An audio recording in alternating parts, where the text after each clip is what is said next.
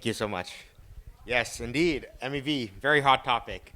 So yeah, want to talk a little bit about exploring Osmosis MEV. I kind of came up with this slide last night because I normally have like a prepared pitch deck, which is like Cosmos 101, exploring app chains, and I realized that that's probably not what this audience wants, right? You know, I feel everyone here already believes in Cosmos, so I was like, okay, what's an interesting topic to talk about? What's a relevant topic right now? And so, you know, I think MEV, especially cross-chain MEV, is really growing as a point of interest for a lot of people. So, you know, very relevant today. So I want to talk a little bit about how MEV is growing in Osmosis and how we are sort of planning on approaching it. So what is MEV, first of all, right? So it stands for minor extractable value. Um, Realistically, the term was created in a bygone era, back in Phil Dyan. He created the term back when like everything was proof of work. But really, what it really is proposer extractable values, right? So we're obviously in all these Cosmos chains we're all running proof of work, but we're not using we're not using proof of work. It's all proposer extractable value. What is this like proposer extractable value though, right? What I define MEV as is the ability, what sort of powers do proposers have that they can single-handedly do to extract value? And there's actually a number of different things that they can do, right? You can do things like censoring other votes, or you can do timestamp manipulation, but we're going to focus very specifically on transaction-related MEV, right? So what are the powers that a proposer has when they're creating a block and when it comes to transactions? And I think there's like three main ones that we have to consider. They have the ability to read the transactions from the mempool. They have the ability to choose which transactions come into the block, and they have the ability to choose what the order of the transactions in the block are, and thus what the order that they execute in. And via these three powers, they can kind of achieve a lot of interesting, do a lot of interesting value capture, where you can do things like sandwich attacks, front running, generalized front running, which, dark forest attacks, if you've heard that term before, which we'll get into in a bit. But you can also do, and these are things I would classify as bad MEV, right? Like, this is very extractive of value from users. But I would say there's also like good MEV that exists, right? Like the ability to do liquidations, right? This is good for protocol health, right? You want liquidations to be happening, or you have cross-chain arbitrage happening. You want the arbitrage to be happening because, that's how you get your DEX's prices in sync with external markets as well. So, we have this interesting, I guess I've been a very like MEV minimalist, but I've realized over time that there are some types of there's a lot of types of bad MEV, but there's also good MEV that exists as well. And so what we should be doing as, an ecosystem in general is we should be trying to, one, minimize the bad MEV, but two, internalize the good MEV. And so so we're going to start with talking about how do we minimize bad MEV, and then we'll talk about how do we internalize good MEV. So what is bad MEV? Sandwich attacks, generalized front running, censorship. You'll notice that a common trait around all of these types of bad MEV is the ability to read transactions from the mempool. And so if we can solve that, we kind of actually end up eliminating most of the types of bad MEV. And so how do we do that? Well, before we get into that, I'll walk through some examples of how front running works. So normal front running, what it is Alice will send her transaction to the block proposer. In this case, it's Sika, which is a very bad validator. Never delegate to them. They're evil. The validator, what they'll do is they'll add it to their mempool, and what they'll do is, they can read all the transactions in the mempool, and maybe Alice is doing a trade or something, right? So what Sika could do is they could insert their own transactions into the mempool and sort of put their transactions before Alice's. And basically, what happens is you usually set a slippage bound when you're trading on a DEX, and what the a malicious validator could do via a sandwiches attack is like make sure they take all the value from that trade. You also have these issues like generalized front running, which is like also called a dark forest attack because this blog post that Dan Robinson Joseph wrote. But basically, the idea is like imagine a toy example where there's a $5 that goes to the first person that can show a solution to a puzzle. It's not really a puzzle; it's like some sort of arbitrage opportunity or something like that. But what happened is Alice, she spends a lot of time finding the result to the answer, and she can broadcast her transaction. But the problem is that the validators could read the whatever whatever solution she submitted, copy the exact solution, and submit their own same exact transaction. And they can make sure that their transaction gets in first.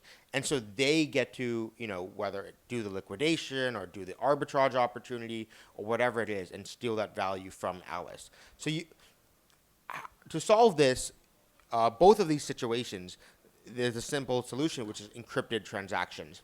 You want to make sure that the validators can't read from the mempool. And so what we actually do is we have a system where what we're going to do is all the transactions that are being submitted to the blockchain are encrypted. They get sent to the validators, and then what happens is we need a way for us to come to consent. We create blocks of fully encrypted transactions, and only once a block is finalized and the inclusion in a block is finalized and the transaction ordering is finalized, then animations don't work on this, I guess. But that's when we decrypt the transactions and then execute them. So that way, it's too late for anyone to front run it because we're creating blocks of, no one can read the transactions before the block is actually finalized.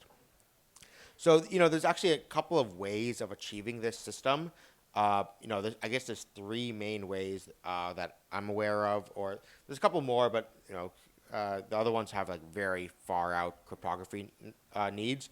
So the three current ways of doing this are trusted hardware, which is, the SGX system, time lock encryption, and threshold encryption. And so, we spent a lot of time sort of evaluating these three systems.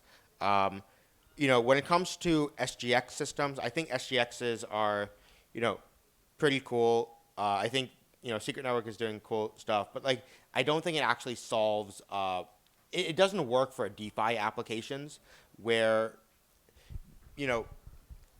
every 2 or 3 years, the SGX ends up getting broken. And if you really wanted to break the SGX, how much would it cost? You could probably hire a team of like 10 top-notch researchers, pay them like, $20 million, and you'll probably break the SGX in like 6 months, right? And the thing is, MEV is worth way more than $20 billion on Ethereum right now. And so it's a economically rational thing to do to go break the SGX. And, today on SGX-based systems, the MEV might not be worth that much, so it's not worth doing it. But once it gets to the point that it is, people are going to end up breaking it. So the security budget of SGX-based systems are just not that high. So we'd rather rely on cryptographic systems rather than like these black box trusted hardware systems. So then we're left with basically time lock encryption and threshold encryption. And I'm not going to go too much in detail, but time lock encryption is quite cool as well. But the problem is that it has a lot of UX concerns. Basically, all transactions get delayed. You have to, you make a transaction, then it gets executed like a few minutes later, which is like, maybe not that bad. But like, I think the UX that we've come to expect is you want transactions to be executed, almost as soon as they're created. So we're left with threshold encryption. And how threshold encryption works is basically, today in Tendermint, we have this BFT system where 2/3 of validators have to submit votes on a block before it gets finalized. So how threshold encryption works is similar to threshold signatures, if people are familiar with that, where you have a quorum that says like, hey, these set of people can sign a transaction. It's the same thing, but with decrypting data. So what will happen is all users, they create transactions that are encrypted to this shared key that all the validators have. And then the proposer will create a block of the block that has encrypted transactions in it. And then as part of their votes, validators will include their decryption shares. And as soon as you have, and to make a valid vote on a block, you also have to have a valid decryption share. And so as soon as you have 2/3 valid votes on a block, you'll also have 2/3 decryption shares, and that means you can decrypt the data.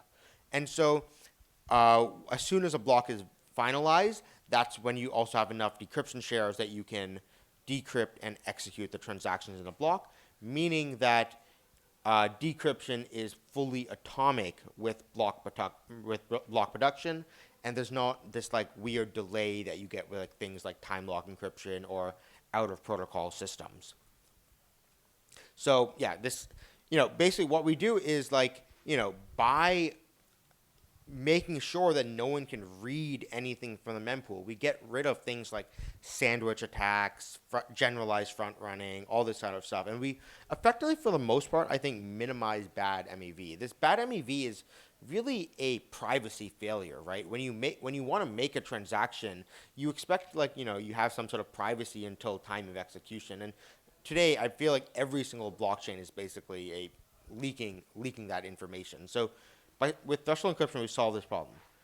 But what about the second part, right? This is I feel like I've talked about the threshold encryption stuff a lot before, but I guess the new part today is this internalizing good MEV. What does that mean? So, Anatoly had this like good tweet a couple of weeks ago where he said that like, really the full value, like the value of L1 tokens is their ability to capture MEV and the value they can extract by doing that. And that, this tweet actually like stuck with me for a little bit. I've been thinking about it for a while.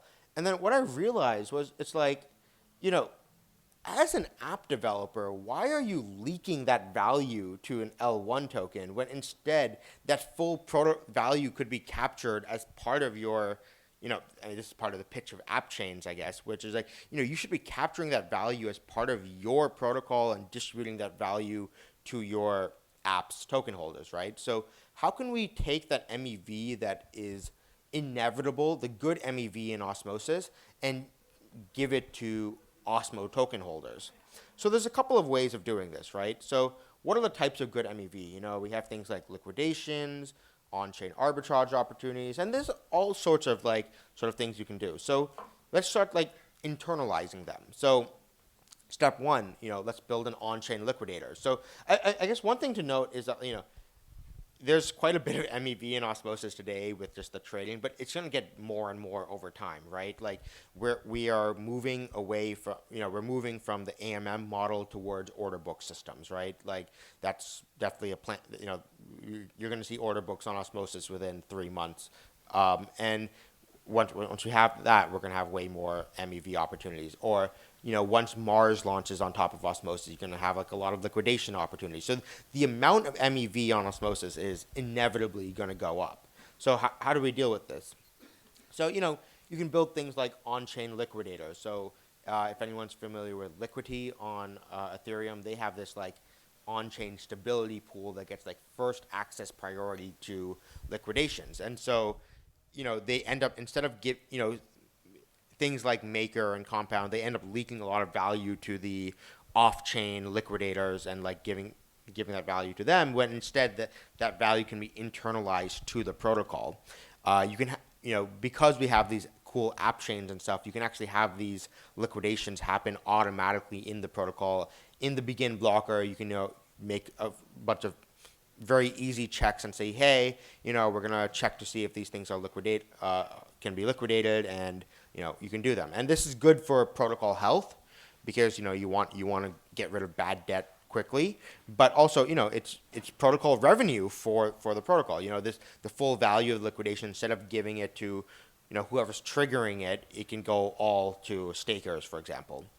The same thing with a on-chain protocol arbor. So when people in Osmosis, there's a lot of like, pools, and you can route through different ways.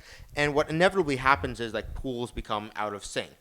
And what's happening today is people are submitting, arbitrages where they want to be the first one to sort of, you can do these circular arbs where they can trade on pool A, B, and C, and like you go through the same thing and you can get some profit from that. Well, what we could be doing is in the begin blocker of Osmosis, we should be running a basic arbitrage protocol. The problem is that like solving these like arbitrage opportunities is actually like an NP hard problem. So you're not going to get all of the profit. But, even if we can get like 50%, 75% using some basic tools, that should be protocol revenue that could be going to all Osmosis stakers, right? So, that I think that's another source of protocol revenue in the long term. And then finally, like you mentioned, there's things that you can be like application specific that we understand, things like liquidations and on-chain arbitrage. But there's things that we just won't understand. There's MEV opportunities that people are going to be discovering all the time. And so how do we capture, the tail end of these? I think like through things like on-chain liquidators and on-chain arbors, we're going to get most of the MEV and internalize it into the protocol. But eventually there's going to be, there's this tail end of things that we might not be able to understand. And so, how do we internalize that? Basically, okay, so how is this done today is you have systems like Flashbots, which are these off-chain transaction prioritization systems. And what happens is searchers, people who are finding MEV opportunities, they submit these, what they call bundles, which are like sets of transactions to a centralized system like Flashbots, and what they do is they basically simulate the transactions and say like, hey, if this, you're basically bidding for the first slot in the block, and what it's doing is there's really two auctions that are going on inside blockchain today for blocks, where there's one auction which is you just want to be included in a block. You're just let's say you're making a payment, you don't care where in the block it's happening. And then the other is people are competing to be like the first spot in a block. They want to be the first ones to pull off the liquidations or arbitrage opportunities. And you have these like off-chain systems like Flashbots, which are like exploiting this like discrepancy and saying that like, hey, here's a centralized system where you can bid for the first slot in a block without like, messing up the auction for the rest of it. But what we realize is, you can actually build all of this on chain. So you can do these full like on-chain transaction prioritization systems in protocol. So what we can do with, especially post-threshold encryption, we can say that, hey, transactions can like make bids they want to be the first to execute in a block. They want that first slot. And so what we're going to see is transactions are bidding to be like pull off these arbitrage opportunities, and all the revenue from those bids can actually go to all stakers. With these off-chain systems, you have situations where all the transactions are going through these like very centralized mempools, and the value is going to validators, when really what we want is this to be internalized as protocol revenue to all Osmos stakers. And by building these systems in chain rather than relying on these like off-chain centralized services, we can internalize that protocol revenue. And so we see that we actually have a rise of like more of these off-chain systems in Ethereum and stuff. They definitely have taken a big rise. They're starting to show up in Cosmos as well. And my general take is that we should be trying to avoid them. I think functionally they are effectively validator cartels. If we look at things like threshold encryption, it's not safe against a 2/3 collusion of validators, right? So threshold encryption, it works by 2/3 of validators sort of. You require 2/3 of validators to decrypt data before it's done, before the transactions are created. And I'm just slightly worried that these things are like these systems like Flashbots are like a foot in the door towards validator cartels. And what happens when these systems decide like, hey, it's revenue maximizing to bypass threshold encryption because it will increase revenue for these systems. So that's something we're a little bit worried about. It's something we've really started thinking about in the last few days, and let's like, what do we do about this? And this is kind of like, a question just I want to like kind of open the discussion up for people. Hopefully this will like raise interesting discussion throughout the rest of the day about like, what do we do about these validator cartel systems? I think there's different different levels. I think one is like, just in the protocol, we can do things to make sure that like they're not as effective. Build the on-chain prioritization systems. The on-chain in protocol prioritization systems will always sort of win out against the off-chain ones. But like other things we can do otherwise, Dev, for example, he wants to build like slashing conditions for like if people are caught using these like these off-chain validator cartel systems. He wants to like start like slashing validators. I'm just interested to hear from people of like what are ideas of what we can do about these validator cartel systems. So yeah, that's it. Thank you.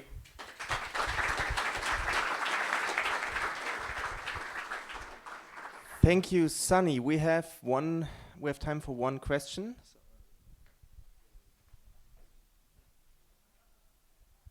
Thank you. Thank you, Sunny, for the great presentation. It will be hard for me to follow on with mine.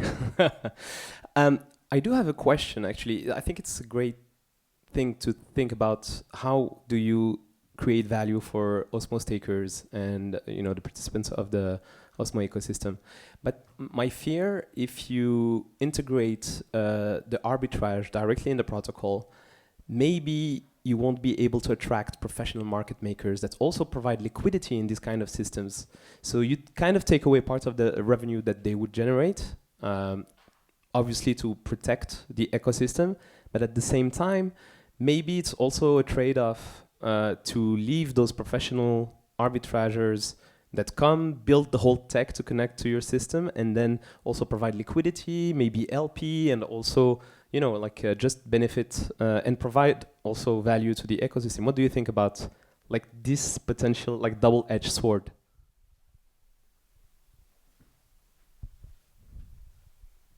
Yeah, for sure. I feel like the MEV game has been one of the best like marketing systems, and just like it actually has brought in a lot of talent. Like the number of people who I know who started with like MEV searchers and stuff, and then ended up building like getting bored of that and started actually building interesting protocols instead, and like doing real value add stuff. Quite a few people have done that. So I think that's a valid point.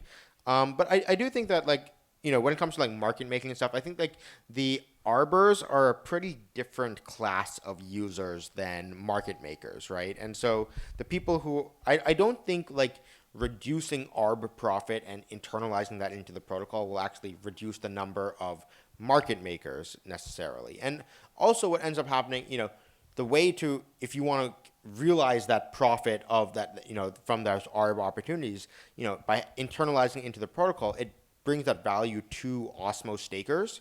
And this is kind of why incentive systems are so important, and why we, make sure that Osmo is like, majority distributed to LPs and market makers. So it kind of aligns those incentives in that way by making sure the market makers and stuff, the best way for them to realize that the ARB opportunities and MEV profit from their market making activity is by owning Osmo. Big applause for Sunny, please.